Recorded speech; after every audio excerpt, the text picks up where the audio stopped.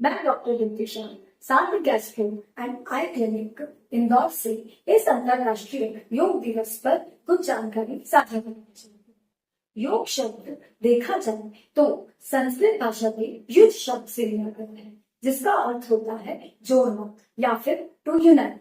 योग एक आध्यात्मिक अनुशासन है जिससे हम माइंड, बॉडी और सोल तीनों को एक साथ केंद्रित करके अपने इस बहुमूल्य जीवन को स्वस्थ बना सकते हैं।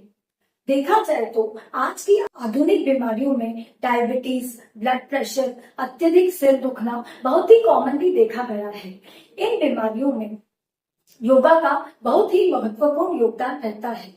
आंखों की दृष्टि से देखा जाए तो डायबिटीज के कारण डायबिटिक रेटिनोपैथी होती है, जिसमें हमारी आंखों के पर्दे यानी कि रेटिना पर कुछ खून के धब्बे बन जाते हैं। मरीज को काले धब्बे दिखने लगते हैं और उनकी दृष्टि कम होने लगती है। इस बीमारी को भी शुगर कंट्रोल करने में योगा बहुत ही महत्वपूर्ण योगदान प्रदान करता है। प्रेशर आजकल बहुत ही कॉमनली पाया जाता है। ब्लड प्रेशर के कारण भी हमारी आंखों में तनाव रहता है और आंखों के पर्दे पर खून या आंखों के पर्दे पर स्वेलिंग आ जाती है। योग के माध्यम से हम अपनी इन सब बीमारियों को अच्छी तरीके से कंट्रोल कर सकते हैं और स्वस्थ रह सकते हैं। देखा जाए तो आंखों की दृष्टि से आजकल जो एक्सेसिव स्क्रीन यूज हो रहा है, जो कि हर वर्ग के बच्चों में, बड़ों में और इवन वृद्ध जनों में पाया जाता है। इसी के साथ साथ जो सर दर्द बहुत ही कॉमनली पाया जाता है, उसको भी ट्रीट करने में योग का बहुत ही इम्पोर्टेंट रोल है।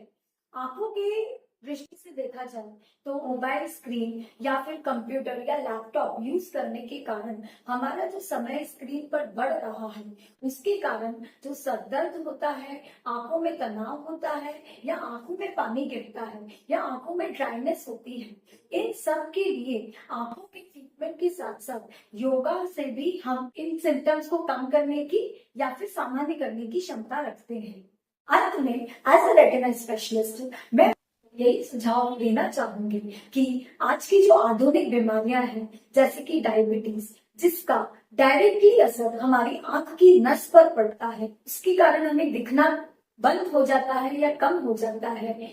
इसके साथ साथ ब्लड प्रेशर, जिनमें हाई ब्लड प्रेशर की प्रॉब्लम होती है, जिसे हम हाइपरटेंशन कहते हैं, उसमें भी आंखों के पर्दे में स्वेलिंग आती है, जिसको हम मैक्युलर इडीमा कहते हैं। इन सब बीमारियों में आंखों की दृष्टि पूरी तरीके से खत्म होने की रिस्क होती है।